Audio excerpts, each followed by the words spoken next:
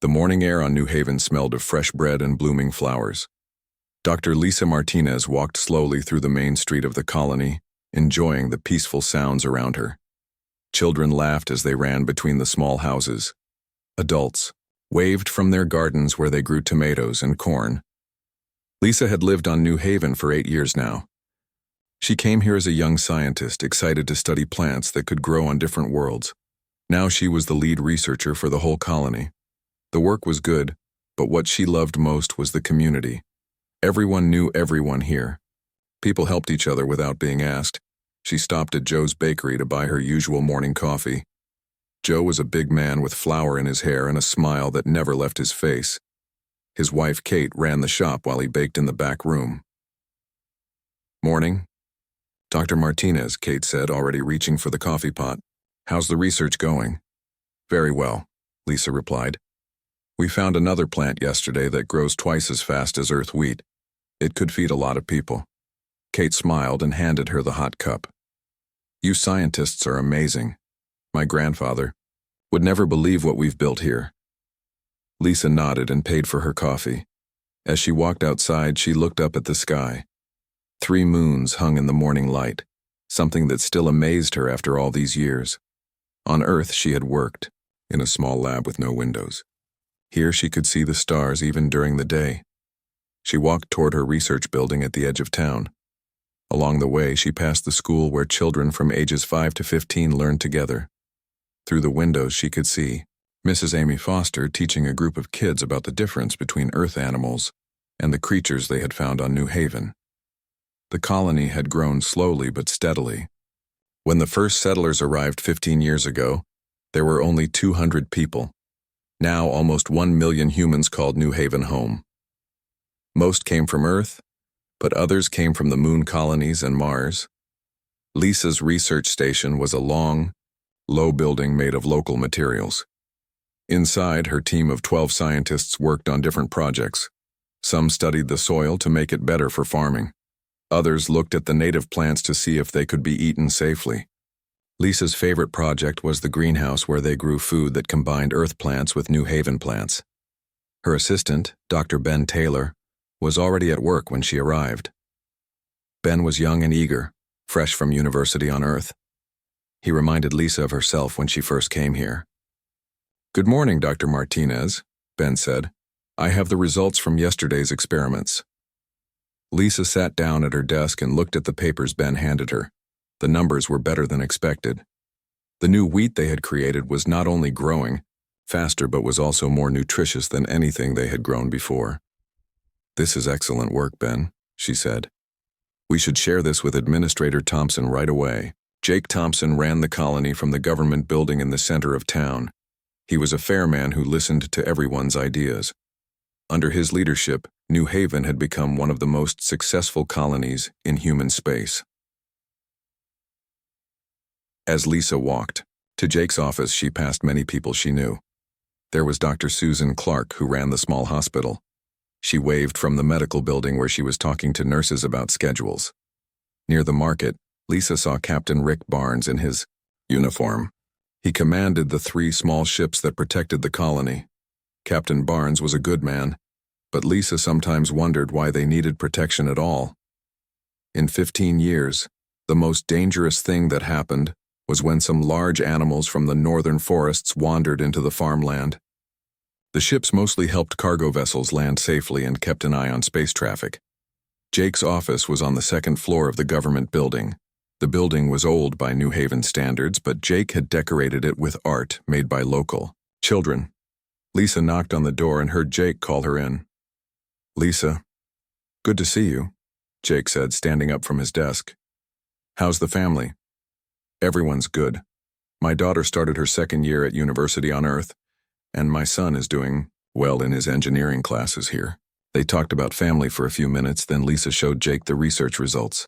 His eyes grew wide as he read the numbers. "This could change everything," he said. "If we can produce this much food, we could feed colonies throughout this sector." "That's what we hope," Lisa said. "Ben wants to try growing it in different kinds of soil next week." Jake leaned back in his chair. You know, when I took this job, I thought the hardest part would be managing resources and keeping people happy. I never imagined we'd be making discoveries that could help millions of people. Lisa smiled. That's what happens when you give people freedom to explore and create. Outside Jake's window, the colony spread out like a small Earth city. The houses were painted in bright colors. Gardens bloomed between buildings. In the distance, the farms stretched to the horizon, green and peaceful under the alien suns. Neither Lisa nor Jake knew that they were being watched. High above the planet, hidden in the darkness of space, ships waited and studied the human colony.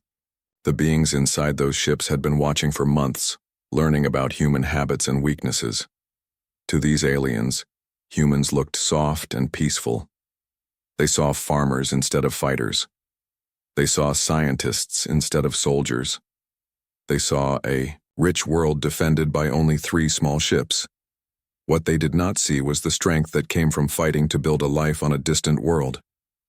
They did not understand the determination that brought humans across the galaxy to plant gardens under foreign suns. They could not imagine the fury that would come when someone threatened this peaceful place and the people who called it home. For now, New Haven remained calm and beautiful. Children played, scientists worked, farmers tended their crops. Captain Barnes checked his ships one more time before heading home for dinner with his family. The attack was only hours away. The first explosion woke Lisa at 5 in the morning. She sat up in bed, confused. Thunder was rare on New Haven. Then the windows shook, and she knew this was not weather. Outside, the sky glowed orange. Lisa ran to her window and saw fire rising from the direction of the spaceport. As she watched, more bright flashes appeared in the sky like shooting stars, but wrong somehow. Her phone buzzed with emergency alerts. The messages said the same thing over and over. Attack in progress. Seek shelter immediately. This is not a drill. Lisa grabbed her clothes and ran downstairs. Her neighbor, Mr. Pete Wilson, was already in his yard looking up at the sky. His face was pale with fear. "What's happening?" Lisa shouted over the sound of more explosions. "Ships," Pete said, pointing up. "Big ones. They came out of nowhere." Above them, massive dark shapes moved against the stars. They were larger than any human ship Lisa had ever seen. Bright beams of light shot down from them, and wherever the beams touched, buildings exploded into flames. Lisa's phone rang. It was Ben from the research station. "Dr. Martinez, are you safe?" Ben's voice shook with panic. "The lab is gone. They hit it first thing. All our work, everything." "Where are you now?" Lisa asked. "Underground parking at the university. There are lots of people here. You need to get to shelter." The call ended. Lisa looked around her neighborhood. People were running everywhere. Some carried children. Others had bags of belongings. Cars tried to drive away, but the roads were full. Another explosion. Closer. This time. Lisa felt the ground shake under her feet. She decided to run toward the school where emergency shelters were located. As she ran, she saw Captain Barnes in the distance. He was trying to reach his command post, but debris from a collapsed building blocked his path. He shouted orders into his radio, but Lisa could tell from his face that he was not getting good news. Barnes saw her and ran over. "Dr. Martinez, get underground now. We've lost 2 patrol ships already. The third one." He paused as another explosion lit up the sky. "Jake is setting up shelters in the old mining tunnels. Head for the school, they'll guide you there." Lisa wanted to ask more questions, but Barnes was already running toward his damaged command post. She kept moving, toward the school, pushing through crowds of frightened people. The school building was partly destroyed. The roof had a huge hole where something had hit it, but people were still gathering in the playground. Mrs. Amy Foster was there with her young daughter, both crying. Amy's husband was a pilot, probably dead in the first attack. "Everyone listen," a man with a loudspeaker called out. Lisa recognized him as Deputy Administrator Sam Collins. "Follow the yellow markers to the tunnel entrance. Move quickly, but don't run. Help those who need it." Lisa helped carry an injured elderly woman as they moved toward the tunnels. The woman's name was Dorothy, and she kept asking about her cat.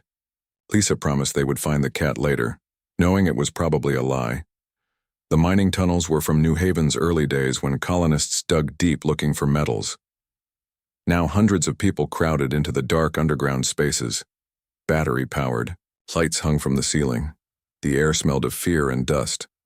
Jake Thompson stood on a wooden box trying to calm people down. His usually neat suit was torn and dirty. "We don't know who's attacking us," he said, "but our emergency teams are working to keep everyone safe. We have food and water for several days. Medical teams are setting up stations throughout the tunnels." A woman in the crowd shouted, "What about rescue? When will Earth send help?" Jake's face was grim. "We lost communication with Earth when they hit the transmission center. Captain Barnes sent a message before we lost contact with the orbital stations." Lisa felt sick. The orbital stations had been their first line of defense. If they were gone, it meant the attackers had planned this very carefully. Hours passed in the tunnels. Children cried. Adults whispered about families they couldn't find. Lisa used her medical training to help Dr. Susan Clark treat the injured. There were too many hurt people, and not enough supplies. Around noon, the explosions stopped. The sudden quiet was somehow worse than the noise. Jake sent small groups to check what was left of the surface. The reports they brought back were terrible. The spaceport was completely destroyed. The government building was a crater. Most of the residential areas were rubble. The agricultural research center where Lisa had worked was nothing but black ash.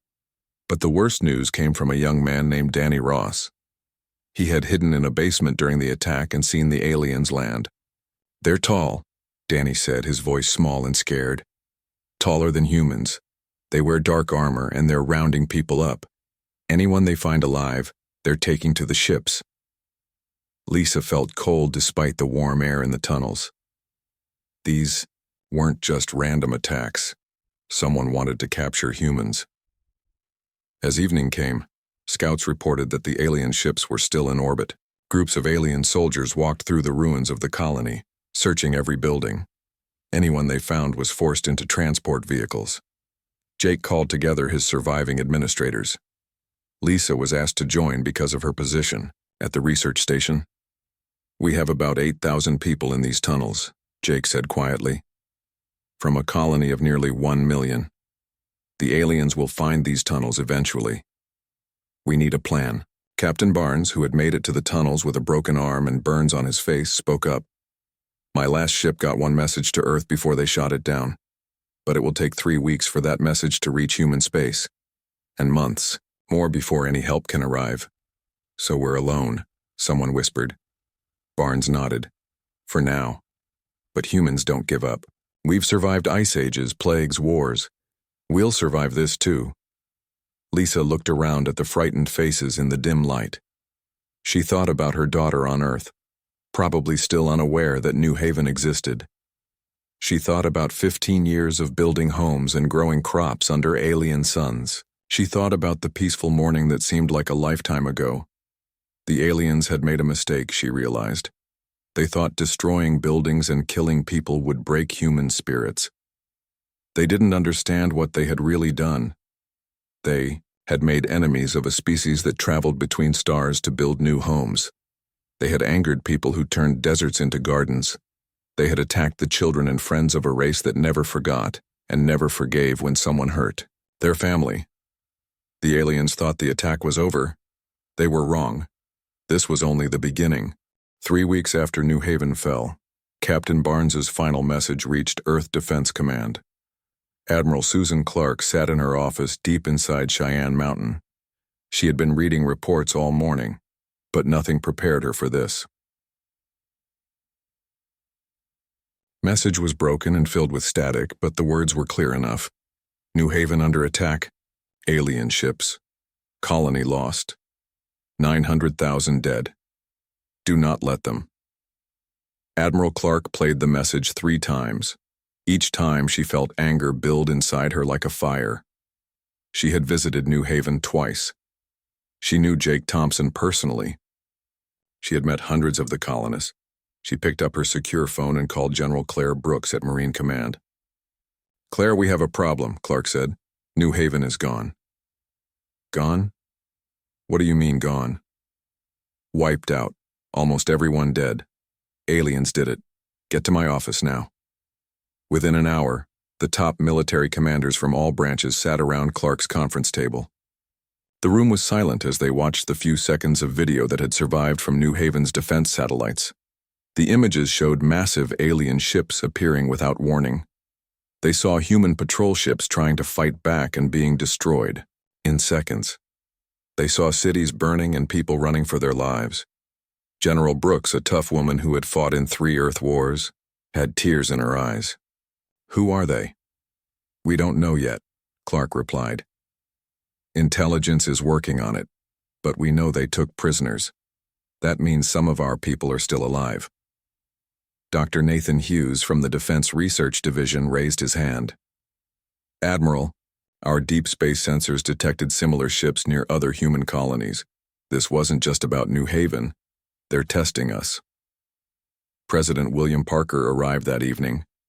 The president was usually calm and diplomatic, but now his face was hard with anger. He sat down without saying hello to anyone. Tell me everything, he said. Admiral Clark explained what they knew. The aliens had sophisticated weapons and ships. They had planned the attack carefully. They seemed to know exactly where to hit to, cause the most damage. How long before they attack again? Parker asked. Unknown, sir. But if they think this will make us back down, they don't understand humans very well. Parker nodded slowly. Claire, what are our military capabilities? General, Brooks pulled up charts on the room's main screen. We have the 4th Fleet ready for deep space operations. 12 carriers, 40 destroyers, support ships. But sir, these aliens destroyed 3 human ships in seconds. Then we'll need more than 12 carriers, Parker said. Nathan, what can your people do? Dr. Hughes looked nervous but determined. Sir, we've been working on new weapon systems. Experimental stuff we thought was years away from deployment. After seeing this video, I think we need to move faster. How much faster? Give me 6 months and unlimited resources. I can turn every cargo ship in the fleet into a weapon. Parker stood up and walked to the window. Outside, the lights of Colorado. Spring sparkled in the darkness. Somewhere out there, beyond the stars, human children were probably crying in alien prison cells. Gentlemen, ladies, Parker said without turning around. 48 hours ago, I was going to announce cuts to military spending. I was going to focus on peaceful exploration and trade. That was before someone decided to murder nearly 1 million of our citizens. He turned to face the room. His voice was quiet but filled with cold fury. These aliens wanted to send us a message. They wanted to show us that we're weak, that we should be afraid, that we should stay in our own little corner of space and never bother them again. Parker walked back to the table and put his hands flat on its surface. Here's the message I want to send back. You picked the wrong species to mess with. Nathan, you have your unlimited resources. Claire, start mobilizing every ship we have. Susan, I want our best intelligence teams finding out everything they can about these creatures. What about the other colonies? Brooks asked. Should we pull back our defenses? No, Parker said firmly. We protect what's ours, but we also make sure these aliens regret what they did. How many people lived on New Haven? 870,000, Clark answered. Then I want 870,000 aliens to pay for what happened. Over the next days, Earth became a hive of activity. Every shipyard worked around the clock. Factories that made cars and computers switched to making weapons and armor. Scientists who studied medicine and farming suddenly found themselves designing new ways to fight. Alex Murphy, a veteran Marine drill instructor, was pulled from retirement. His job was to train civilians to fight in space. Murphy was old and scarred, but his voice could still make grown men shake. Listen up, Murphy shouted at a group of volunteers.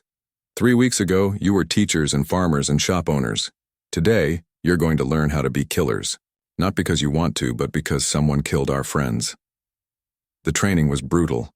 16-hour days. Physical conditioning that left people gasping. Weapons training with new guns that could punch through alien armor.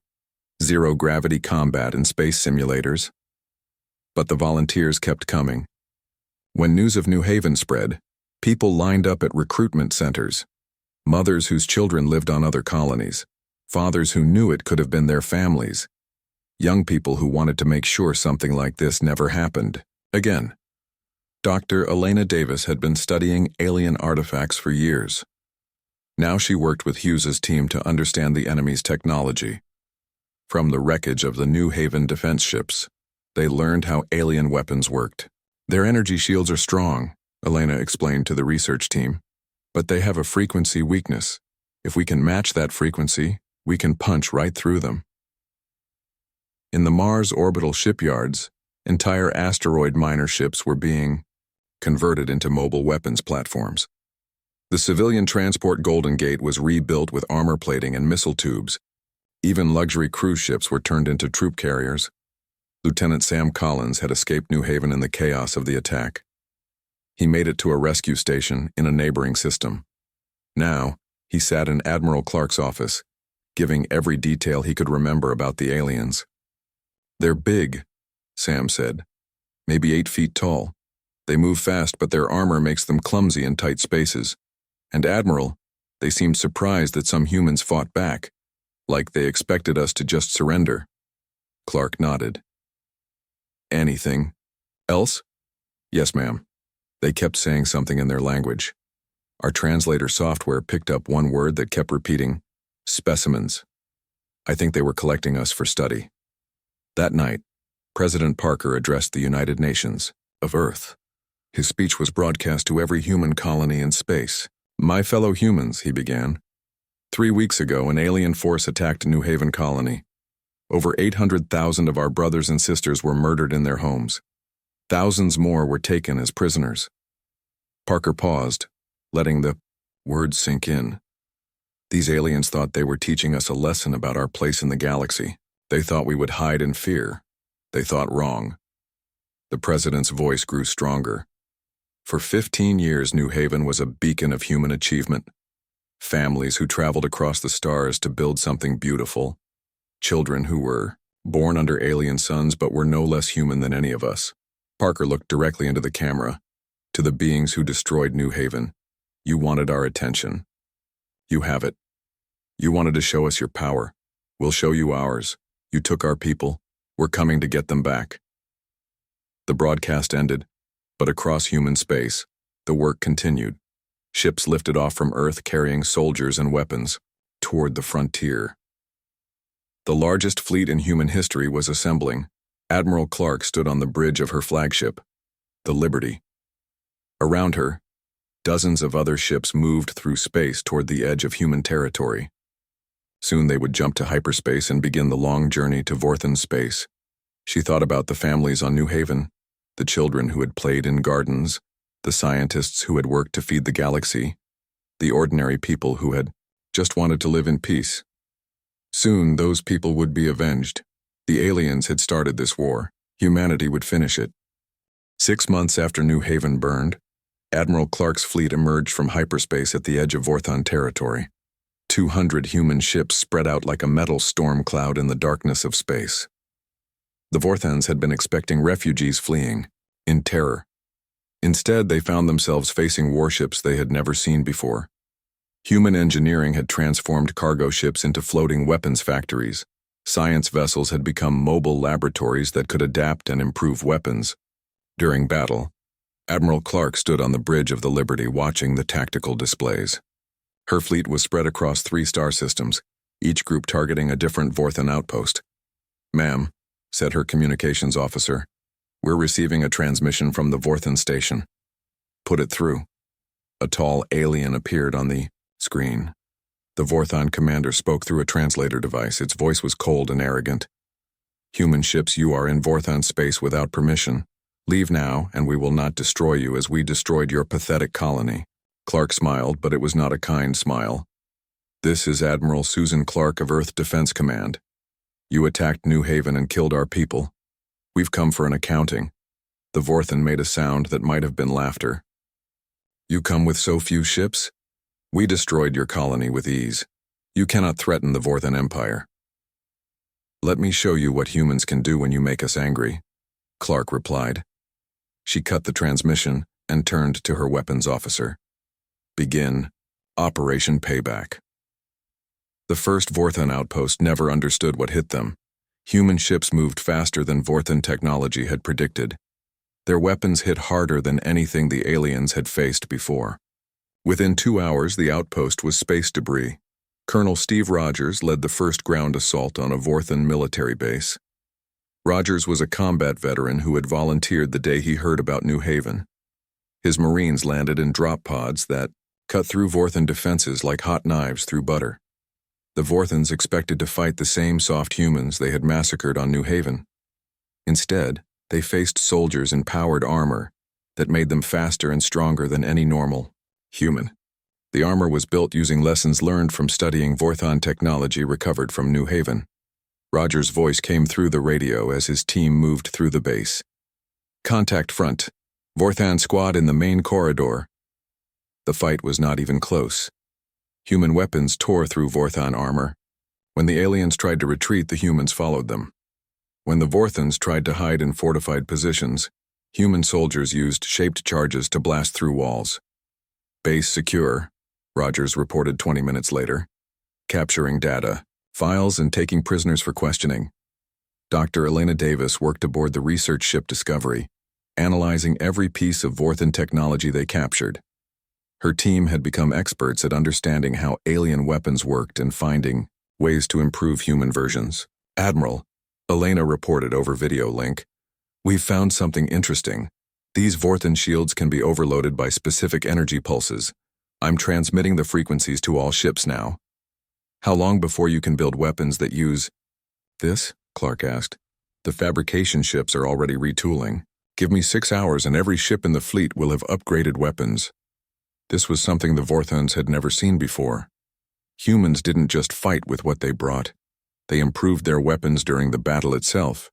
Human factories in space worked around the clock, turning raw materials into new guns and armor.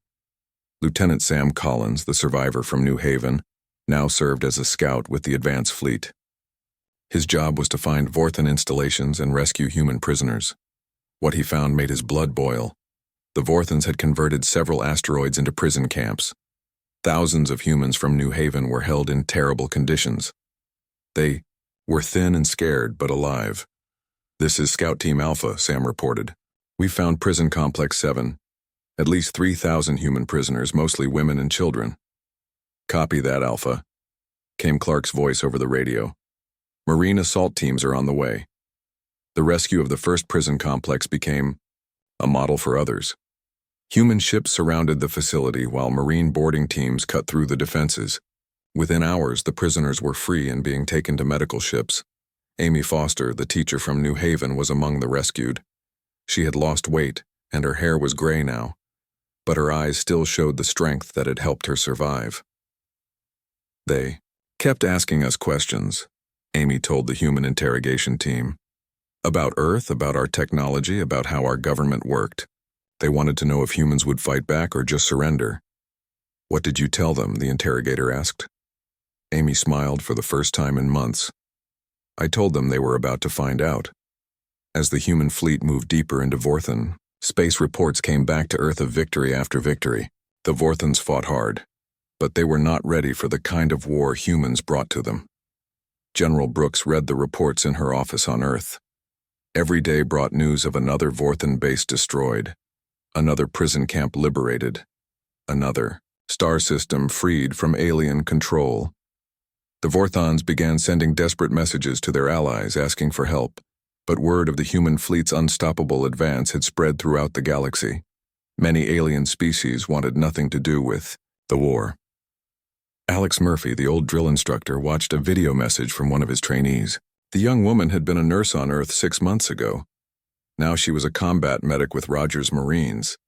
"Sir," she said in the message, "you told us we were learning to be killers, but we're not just killing. We're showing these aliens that humans don't forgive and we don't forget. Every base we take, every prisoner we free, we tell them this is for New Haven." Dr. Hughes worked from his laboratory on Mars, coordinating with the fleet research teams. The weapons he had developed in 6 months were performing better than anyone had hoped. But he was already working on the next generation. Admiral Clark, he said during one of their daily calls, we've analyzed Vorthon computer systems from the captured bases. I think we can hack into their entire defense network. What would that give us? Clark asked.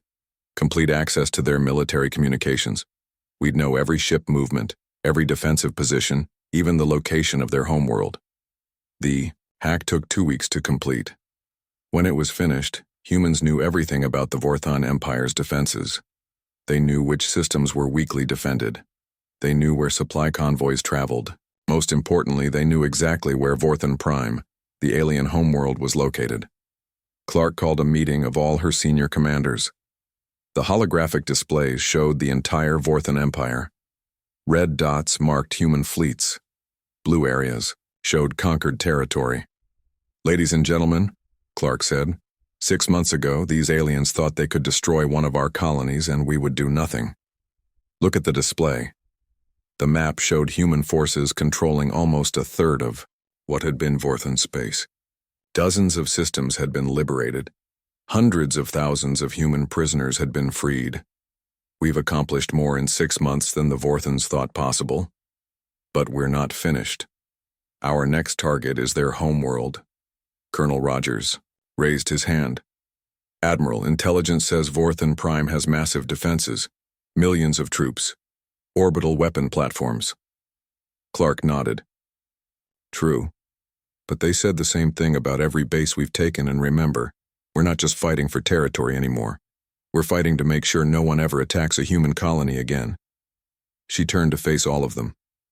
The Vorthons wanted to teach us our place in the galaxy.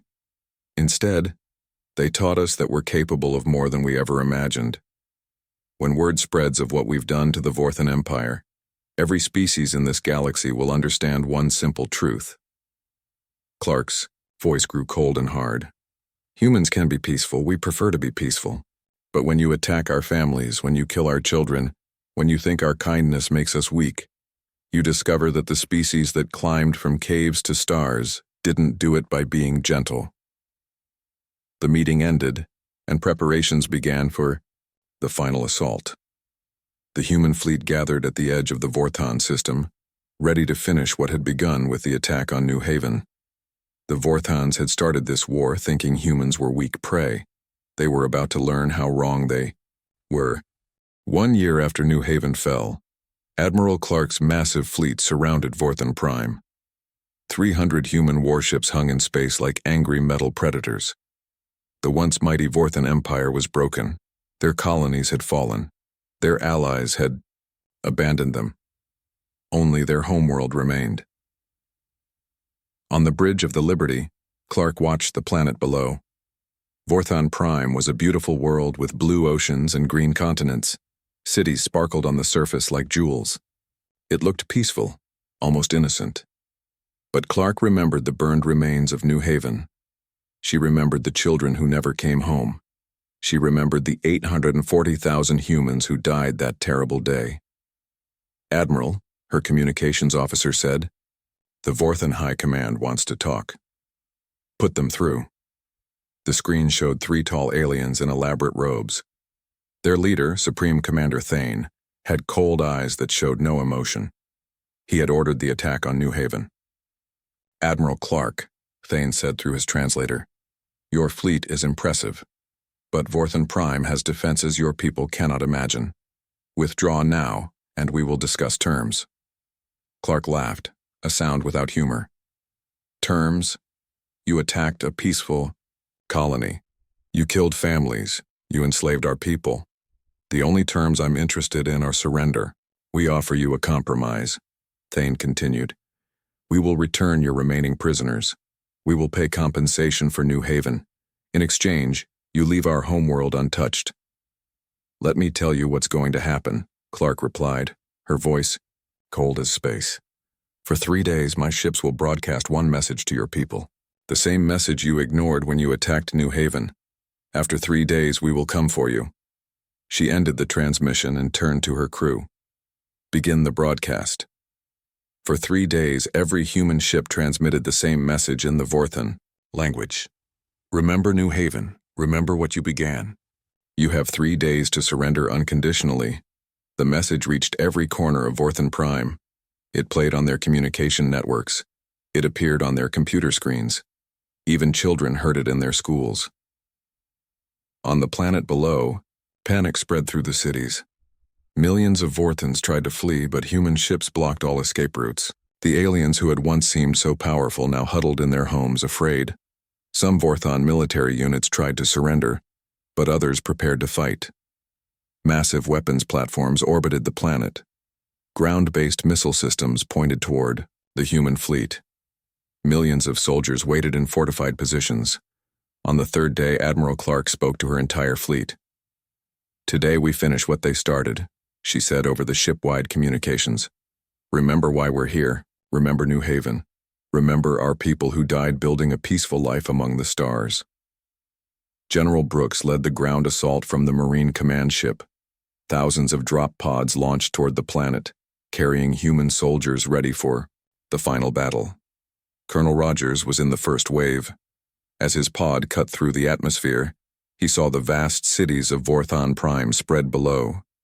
Soon, his Marines would walk those alien streets. The Vorthan defenses fired everything they had. Energy beams and missiles filled the sky. But human shields held. Human armor absorbed the hits that got through. The drop pods kept coming. Rogers landed in the capital city's main plaza. Around him, other pods opened and Marines poured out. The Vorthans had built barricades and weapons positions, but they weren't ready for humans who had trained for this moment for a year. "Alpha Company, move left," Rogers shouted. "Bravo, take the government building. Charlie, secure the plaza." The fighting was fierce but brief. Vorthan soldiers were tall and strong, but human weapons cut through their armor like paper. The aliens fought with the desperation of beings who knew they were beaten. Above the planet, the space battle was even more one-sided. Human ships destroyed Vorthan defense platforms with ease. The orbital weapons that had protected this world for thousands of years burned and fell from the sky. Dr. Elena Davis monitored the battle from her research ship. Her job was to make sure human weapons kept working perfectly. But as she watched Vorthan Prime's defenses crumble, she felt no satisfaction. Only sadness for all the death this war had brought. In 6 hours, the capital city fell. Vorthan Prime's government surrendered. But Admiral Clark was not finished. She ordered Rogers to bring Supreme Commander Thane to her. The alien leader was captured in a bunker beneath his palace, trying to hide from the humans he had underestimated so badly. Rogers found Thane surrounded by his guards, who surrendered without a fight. The Supreme Commander was brought to the Liberty in chains.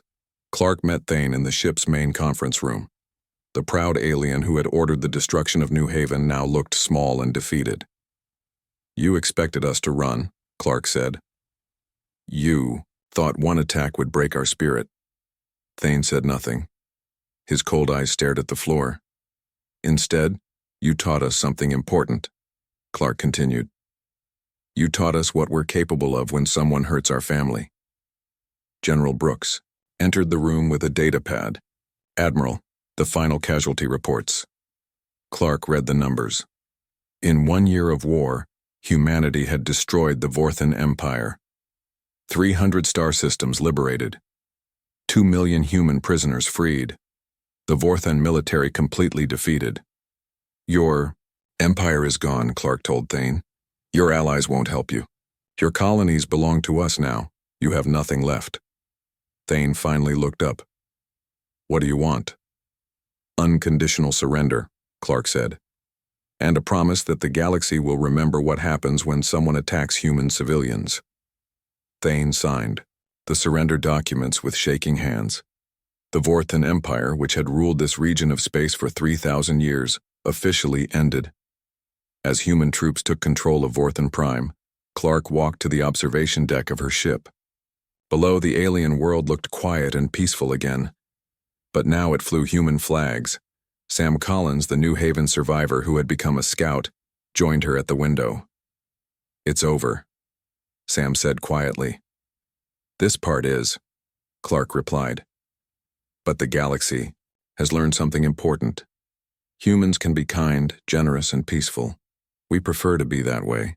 But when you attack our children, when you destroy our homes, She gestured toward the conquered planet below. You discover that the species that traveled from cave to stars, that turned deserts into gardens, that built cities on 1,000 worlds. We didn't do all that by being gentle. News of Vorthan Prime's fall spread throughout the galaxy faster than any human ship could travel. Other alien civilizations heard the story and understood the lesson. Humanity had been attacked. Because they seemed weak and peaceful, the attackers assumed human kindness meant human weakness. They were wrong.